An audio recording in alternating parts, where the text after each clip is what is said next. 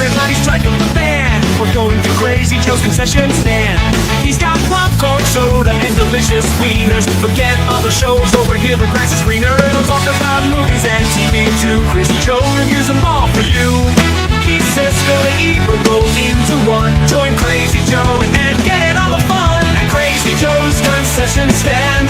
Krazy Joe's concession stand. He knows movies like the back of his hand. At Krazy Joe's concession stand. Keep wearing those pajamas.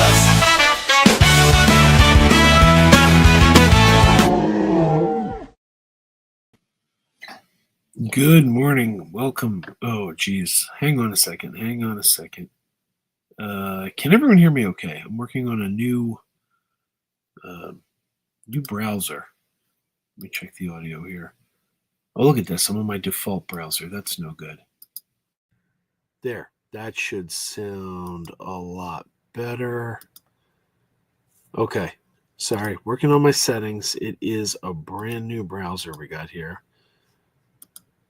There we go. Apologize. Working through the technical bugs. I had to download a new browser today. There's a story behind that.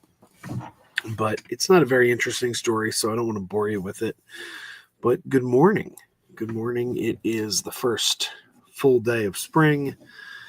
And I'm Krazy Joe, and I want to talk about an article that just came out. This is weird. Got like a mirror image going on here. My screen is backwards from the... Look at that. Warriors is backwards. Strange. Very strange. Okay. New browser's messing with me. The new browser is messing with me. Look, Lil Everett's here. Good to see you, Lil Everett. Yodelay-hoo to you, too. No, I have not talked to Todd. Not for a while. But hopefully I'll be seeing him soon because I'm about to get my Friday nights free again. So yeah, I want to give people a couple minutes to get here. But there is a article that came out from Slashfilm that I guess it was published yesterday. And I was reading this article and I found myself getting angry reading the article. Not entirely at Slashfilm. Like, it's not like I was just getting mad at Slashfilm, but the things they were talking about, just some of it just makes my blood boil. And they had some opinions that I can't say I agreed with. I do wonder. I apologize. This is the first time I've ever gone live on this camera. I don't know why it's creating a mirror image of me. Because usually when I go live, you see things reversed. If you go to my other live streams, I don't know. Is it broadcasting this way? Let me go check the broadcast. Maybe it's fixing itself in the broadcast, and I'm just seeing it backwards. Let's see. Krazy Joe's concession stand. I sent the link out to a couple people with very short notice, so I wouldn't be surprised if nobody shows up. But oh yeah, look, it's fine. It's fine on screen. On YouTube, it looks fine. But on my screen, the image you're seeing on YouTube is reversed on my screen, which is not usually the case, so it's messing with me. Okay, this is an odd browser. StreamYard only works with like 3 browsers. It works with Chrome, Firefox, and Opera. And for reasons that are rather boring, I couldn't use it on Chrome. So I downloaded Firefox, and I couldn't get it to work on Firefox. So now I'm using Opera for the first time ever. I've never used Opera before. So this is my first time on the Opera browser. So there's a little bit of an interesting backstory. All right, we don't have many people watching right now. Again, this was an unscheduled stream, and I did send some invites. I invited Perp and a couple other people. Trey Needham says R.E.P. He-Man. I'm not sure what that means. What happened, Trey? Are they pulling the plug on the He-Man movie already? I mean, the thing's shooting. Now you got me Googling He-Man. Did something happen? Let's see. Just a quick Google of He-Man. Nothing's coming up in the news. I know the movie started shooting. Hell of a cast, too. Hell of a cast. Brie, I almost said Brie Larson. Allison Brie is Evil Lynn, and Idris Elba as Man-at-Arms. So yeah, I think the movie's fine. I don't think it's been like, I don't think they've, I don't think they're pulling a Zaslav and tax writing it off. But, all right, I wanted to get some people in here. Again, I gave like no notice, and it is a weekday, so I know people are busy. But I was hoping maybe someone could join us, help us break this down. But I want to talk about this Slashfilm article here. It's called 5 Years Ago, the Pandemic Shut Down Movie Theaters, and They Never Fully Recovered. And I want to talk. I want to look at this. Okay. I apologize. I'm going to be doing a little bit of reading, but we gotta talk about this article here. This was published yesterday on Slashfilm, March 20th, 2025. 5 years ago, the world changed in the face of the COVID-19 pandemic. What started in China quickly spread around the globe. Okay, we don't need that. Led to a total shutdown of commerce centered around gatherings. Person-to-person contact was straight up dangerous, which made indoor activities with strangers all but impossible. As a result, by March 20th, 2020, thanks to widespread stay-at-home orders, virtually every major movie theater in North America and throughout much of the world was forced to close its doors temporarily. By the way, I went back and checked. Here in the Philadelphia area, our movie theaters closed on March 9th, 2020. So I guess March 20, I guess it's staggered throughout the country. But here in Philly, it was March 9th. And I remember that because I saw a movie the night before they shut down the theaters. And I had to go back, check my records. And it was March 8th. I went to the movies to see Birds of Prey and the Fantabulous Emancipation of One Harley Quinn. I saw it for the third time that night. And the next day, theaters were shut down. So here in Philly, it was March 9th. Rest of the country, I guess every city had hit by March 20th. Hollywood had offered signs that the pandemic was very serious, with the James Bond movie No Time to Die delaying its global release in early March, which was no small thing. Film festivals were canceled. The box office was being propped up by drive-in movie theaters across the country. It was dire, but it was also supposed to be temporary. Unfortunately, by the time chains like AMC and Regal were allowed to reopen their doors for movies like Christopher Nolan's Tenet and Marvel's New Mutants, they were doing so in a media landscape that had been greatly altered. Hollywood threw a brick on the gas pedal when it came to streaming as the future. Before the pandemic, Netflix ruled this space, with Hulu and other competitors in there fighting for a piece. By the end of 2020, though, we had Disney Plus, Apple TV Plus, HBO Max, and Peacock, with Paramount Plus and others just around the corner.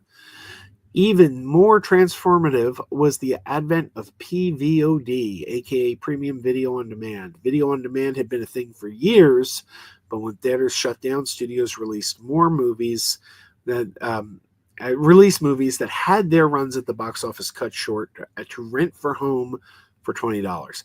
That was a steep price.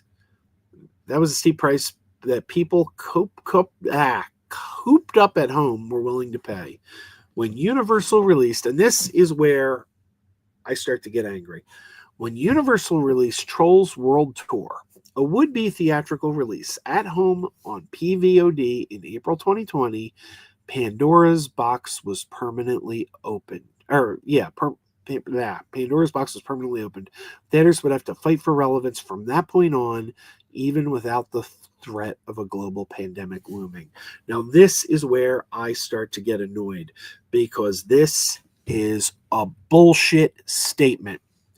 Pandora's box was permanently opened because Universal released Trolls World Tour, a would-be theatrical release on PVOD. Bullshit. Bullshit, I say. Look, there was a health crisis on. People couldn't go outside. Anything that happened during this time should have been a temporary thing done because of extenuating circumstances. I bought Trolls World Tour for my girls. They love the original Trolls. I bought it for them to watch at home we would have gone to the theater. We watched it at home.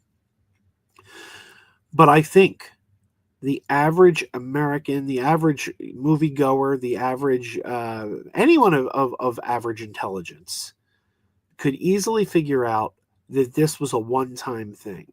This was something being done because of circumstance, and this was not to be the new norm. The theaters were shut down. There was a health crisis. We couldn't leave, so they offered it at home. Now, I'm going to go back to what happened with my daughter was in a play, okay? She was in a play for her school. And the play performed all weekend long.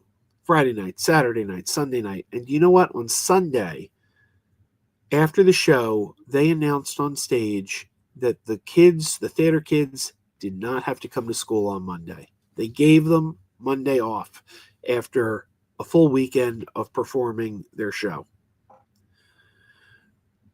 Do you think these high school kids were so stupid that they thought that meant, oh, wow, we don't have to go to school on Mondays anymore? On Mondays from now on, we don't have school because the teacher just said we don't have to go to school on Monday. No, they understood that it was a one-time thing. They understood that this was a special occasion, a special event, and it was not the norm. They knew that the following Monday they would have to be back in school. So I think the audiences were smart enough that Pandora's Box did not have to open permanently. You can offer things like this during a crisis, provided you went back to normal as soon as the theaters reopened. The reason Pandora's Box is permanently opened is not because Universal released this one film on PVOD. It's because they didn't shut the box when they were done. I've gone over this with Max, and Max has been carrying the flag for PVOD, and he's dead wrong. He's dead wrong. He keeps going, oh, it's always good to offer people choices. Bullshit. It's not good to offer people choices when the choice is a business killer. If I have a restaurant and I say to you, I'm going to give you a choice. You could pay me, $5.99 for your cheeseburger, or you can have it for free. That's a choice. It's a choice that's going to bankrupt me because everyone's going to take the free burger. How am I going to keep myself afloat? And the thing is, we already had a choice. You always had a choice. From the days of VHS, you had a choice. When a movie opened in theaters, your choice was go see the movie or wait for it to come home on VHS, or later DVD, or later Blu-ray, or later streaming.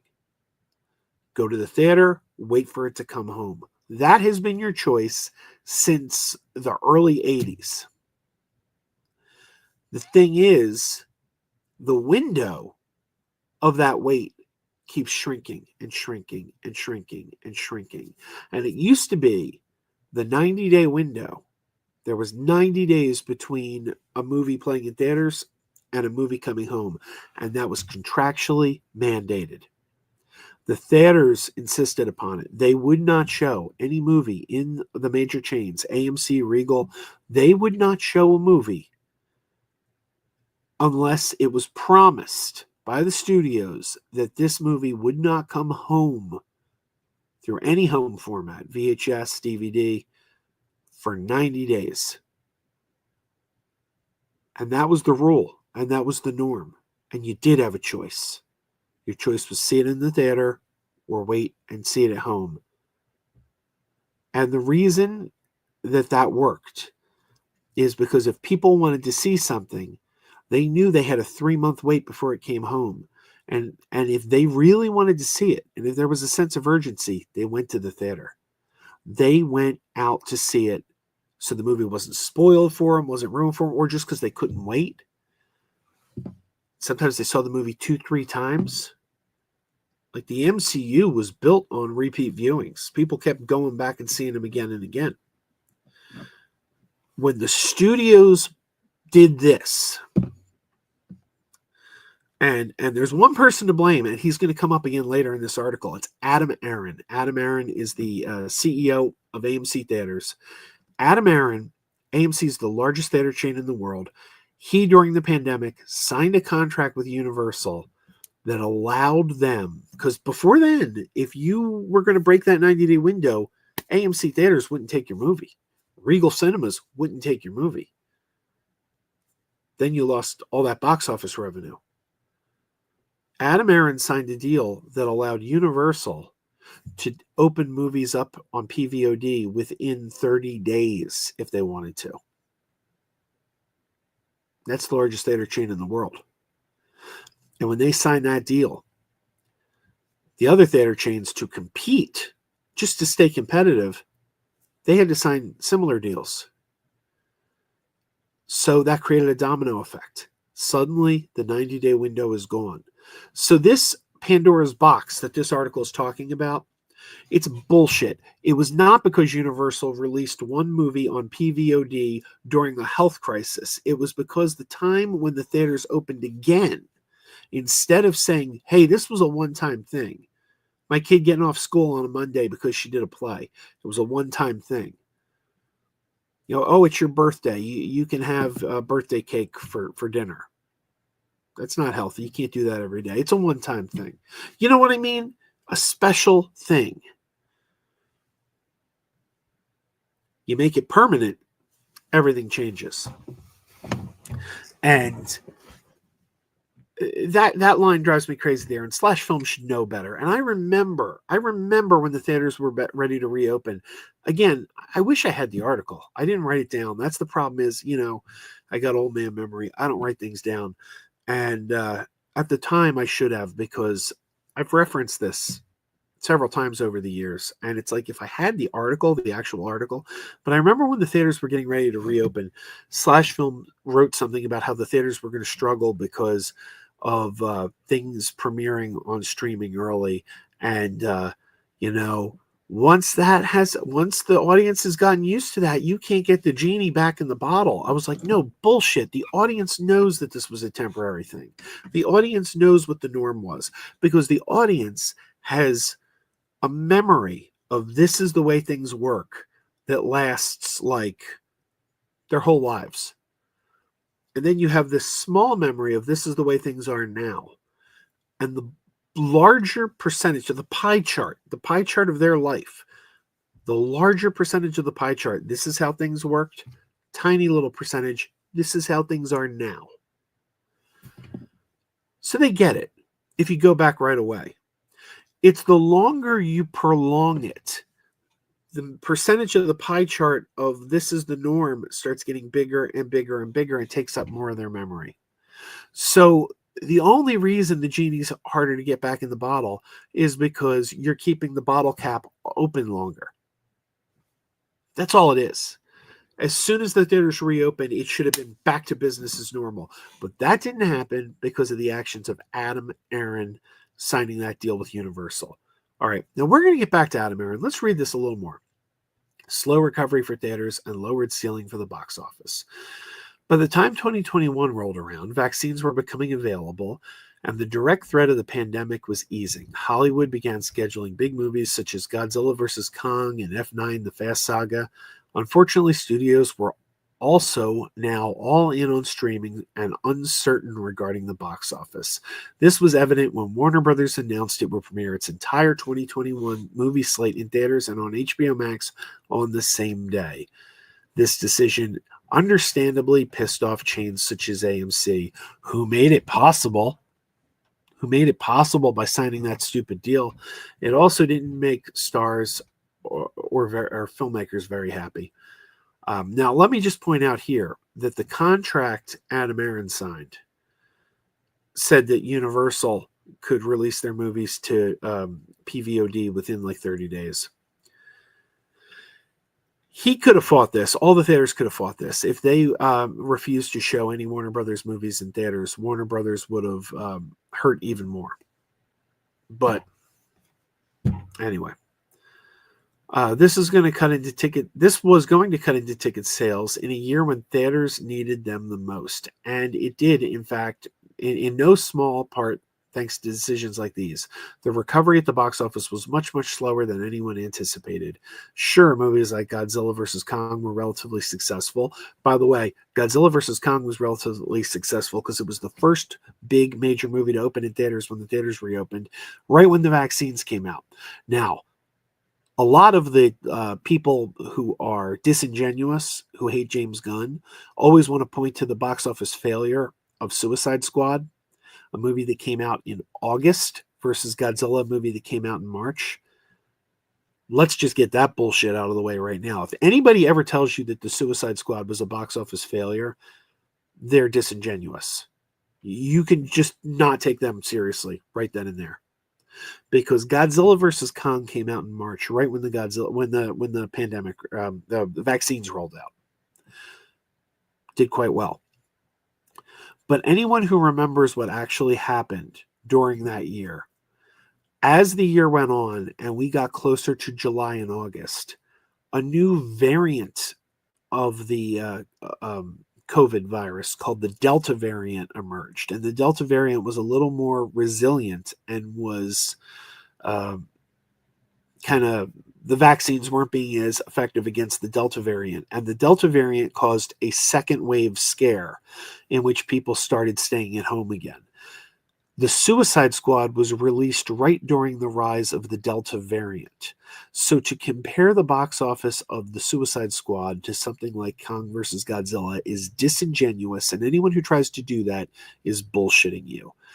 Now, by the time we got into September, the Delta variant wave started to die down, and a movie like Shang-Chi came out several weeks later, and it was starting to go the other way again.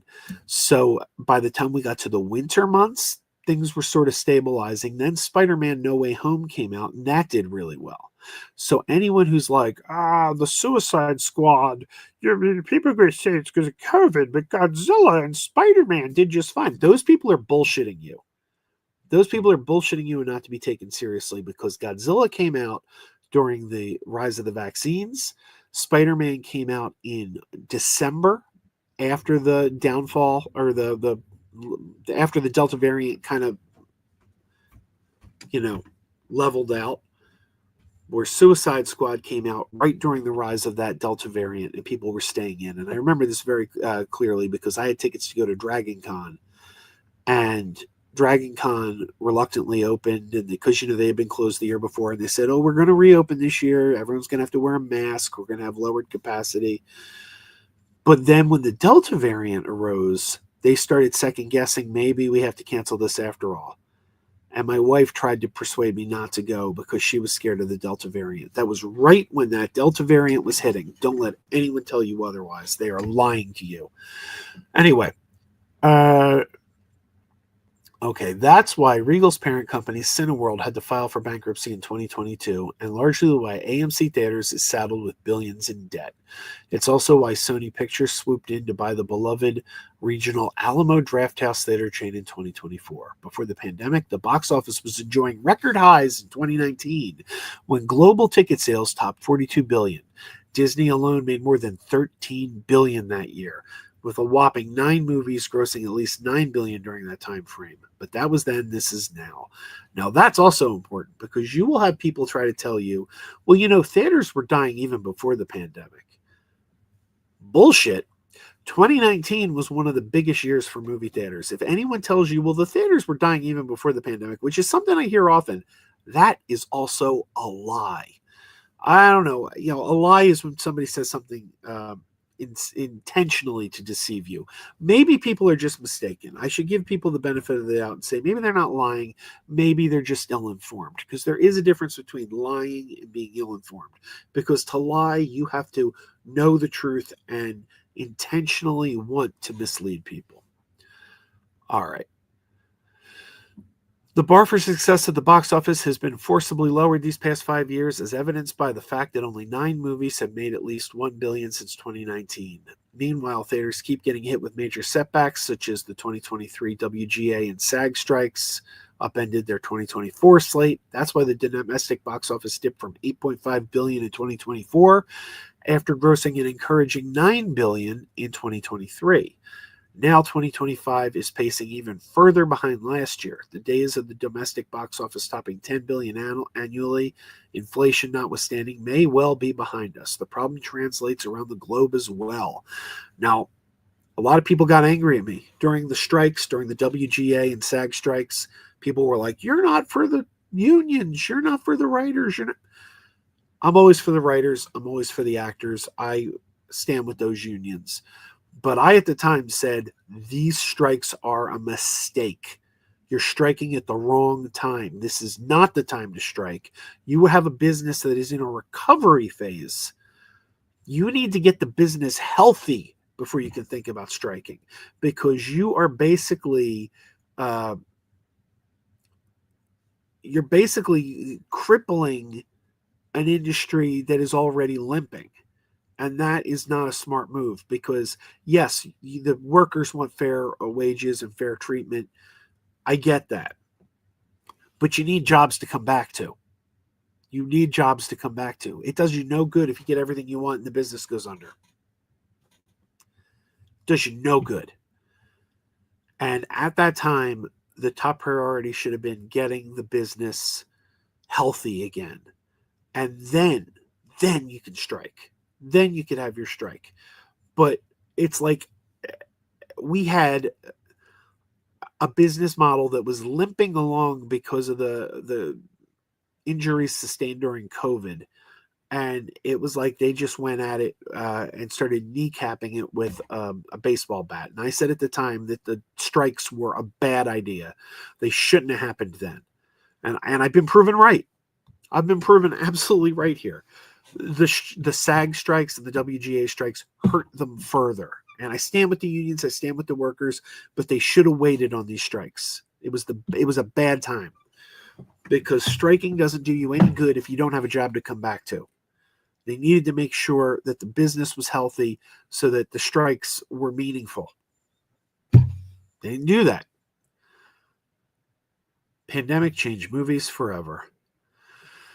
Before the pandemic, Hollywood was increasingly depending on robust ticket sales from China. Now, hits in China are few and far between for American movies, with Chinese audiences increasingly favoring homegrown films.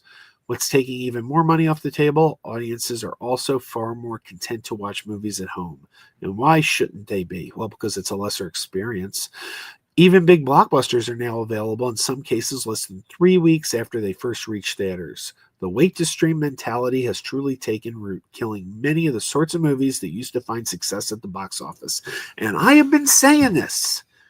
I have been saying, if you've been listening, if you listen to my old audio podcast, if you've been watching this channel since we started, I have been so consistent from the time of the pandemic saying that they needed to go back to business as usual, 90-day model, as soon as theaters opened again. I said, you know what?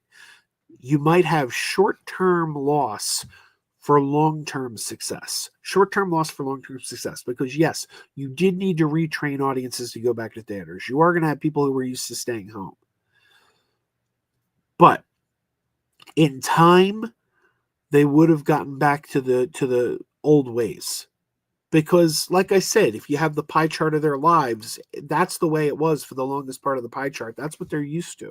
They just got out of the habit. You just got to get them back into the habit. But I remember last year when Furiosa failed at the box office, I kept saying, well, the reason Furiosa failed, part of the reason, not the only reason, but part of the reason Furiosa failed is because the Fall Guy just hit PVOD. Now, you may not understand what the Fall Guy has to do with Furiosa at first, but it all makes sense. If you connect the dots, it makes sense. Because people say to me, well, Universal's using a method of they're kind of looking to see what's a success. And if it's a success, they leave it in theaters. If it's not a success, they put it on PVOD. And I keep saying that's the wrong way to do things. It's the wrong way. Because you have a movie like The Fall Guy that came to TV. It came to Amazon. It was on your Amazon Prime. It was on your Apple TV Plus. Less than 30 days after it opened in the theater. And suddenly a new movie like Furiosa opens. Average American, average Joe Public, whatever you want to call him, is sitting there going, hey, there's a new movie out opening this week, Furiosa. Maybe I should check out Furiosa. But then they open Amazon and they say, hey, The Fall Guy. Didn't that just open like 2 weeks ago? The Fall Guy is already available. Oh, like, I guess I don't need to see Furiosa. That's just going to be available in 2 weeks. Every time you put a movie to video too quickly, you're sending the message to the audience that there's no urgency to see any movie because they're just going to come to video in a couple weeks.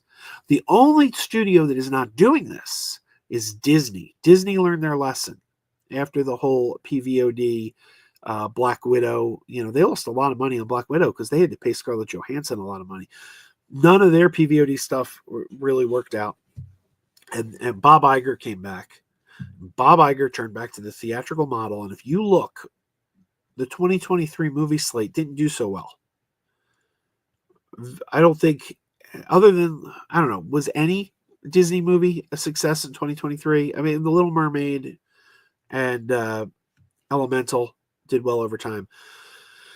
But Indiana Jones failed, and the Marvels failed, and all these movies failed. And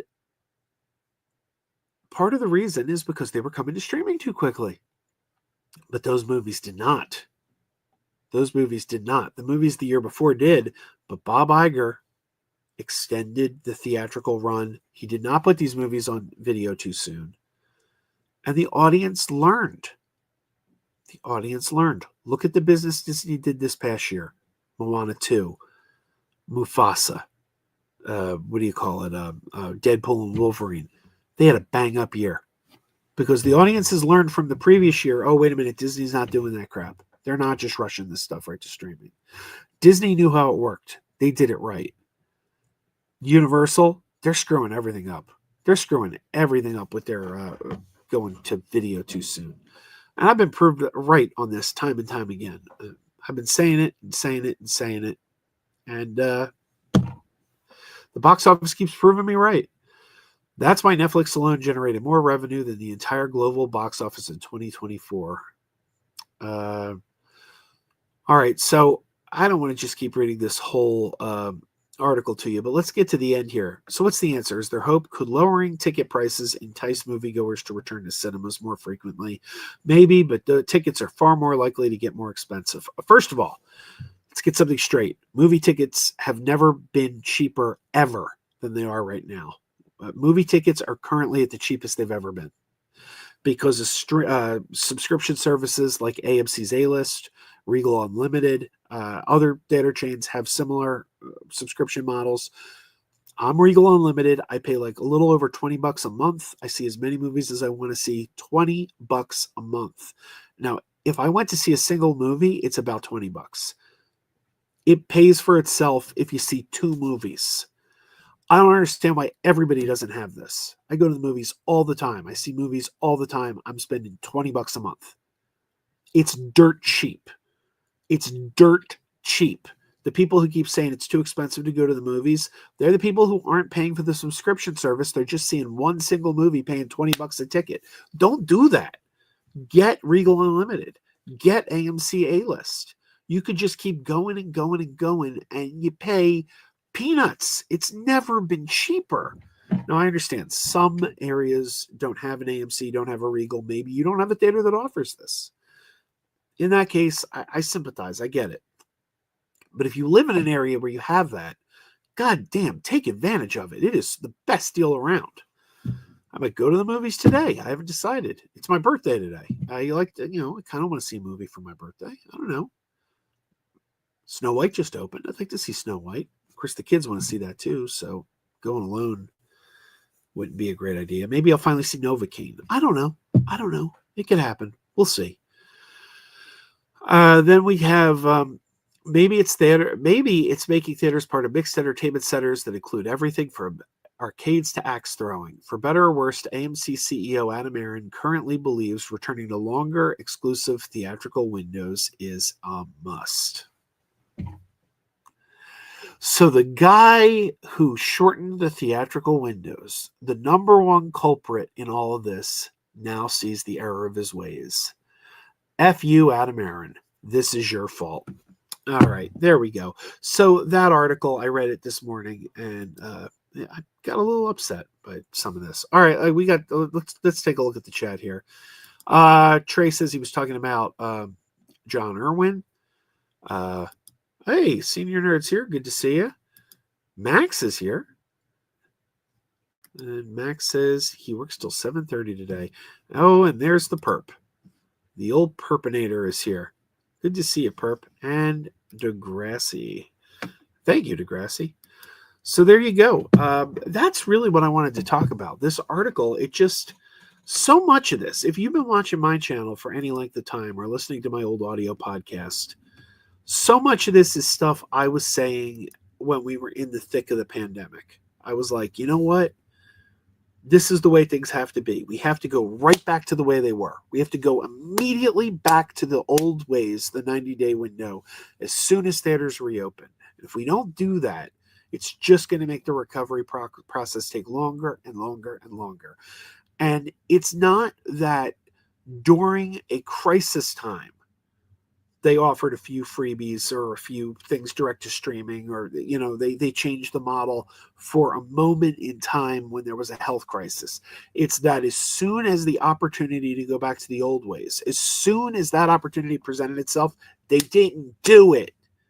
They didn't do it. And that is the thing. Like, you didn't have to be a psychic to see this coming. I am not like some business guru. I am not some business genius at all. But a blind man could have seen this coming. But they didn't see it coming. It's like if I had been in charge of Hollywood, we wouldn't be in the position we are today. And that is a sad state of affairs, that I could have saved Hollywood, because I'm nobody. I don't have a business degree. I don't know jack shit about business. But this is common sense. This is common sense. And, you know, Max is still here. Sorry, but Max is wrong. You do not offer people choices that hurt your business. Choices are fine unless they are going to put you out of business. That is not a good choice.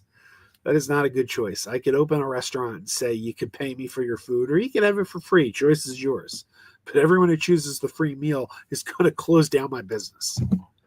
So that argument goes right out the window. All right, guys. That's really all I wanted to talk about. And I sent the invite to a couple people. Nobody was able to make it. But again, it was short notice. But maybe we could have talked and debated this. But there's really no way to do that because nobody showed up. So I don't know, unless you guys in the chat have some questions or something, I'm going to end the stream, because that's really the only reason I came on here. Let's see. What do we have here? I'm looking through my videos because I just want to kill a couple minutes of time. Here we go.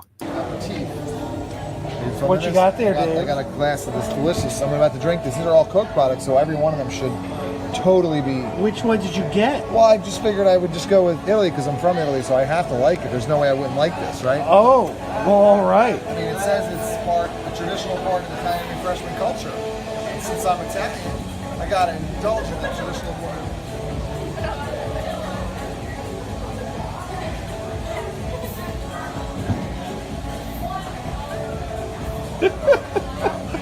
Oh my God, it tastes like a toilet.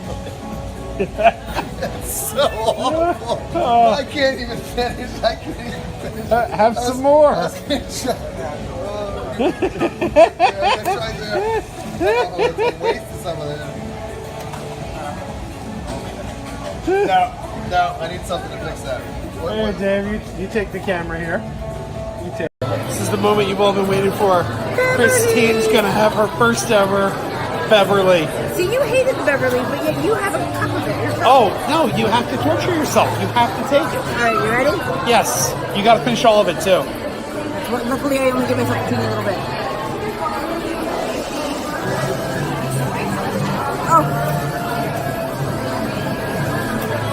It's definitely grapefruit. Does it live up to the hype? Well, you know what? It's grapefruit. I don't like grapefruit. So this tastes like grapefruit. So. All right, I haven't had any of this since last July when I was with Dave in Epcot. Here we go.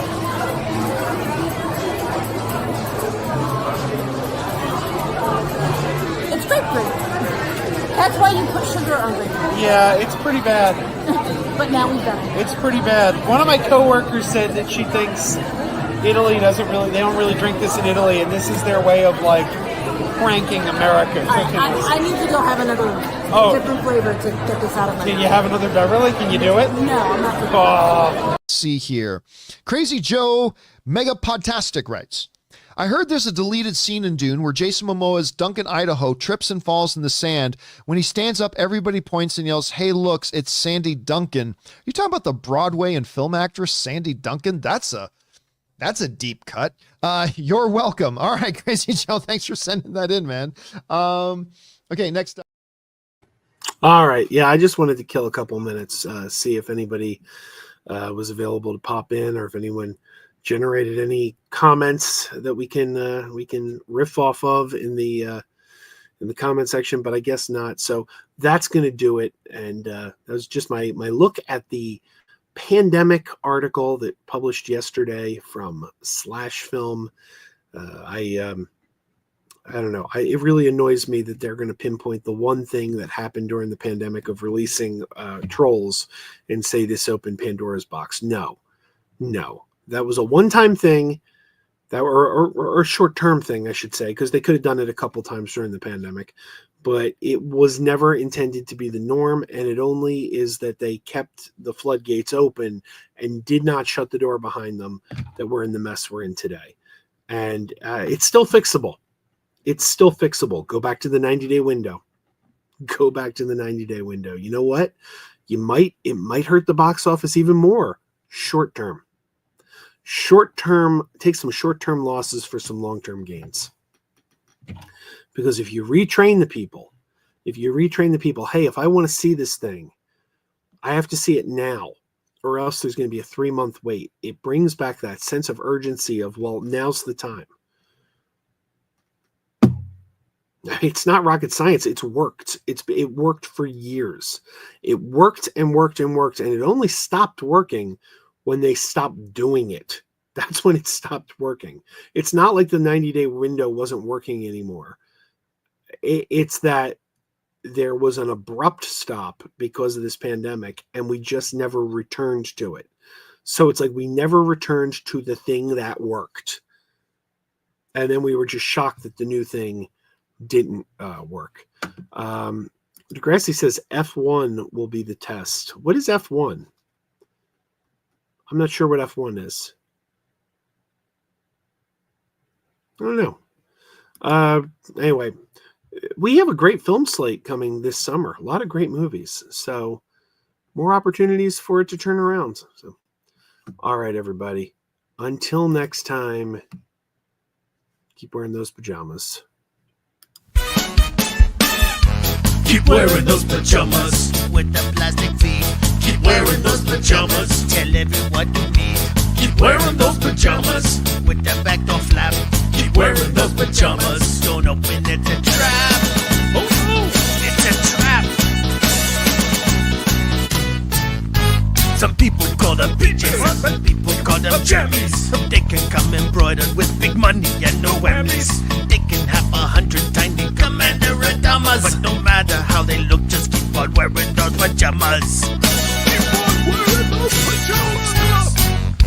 Keep wearing those pajamas. I know we're having fun. Keep wearing those pajamas. And now the song is done.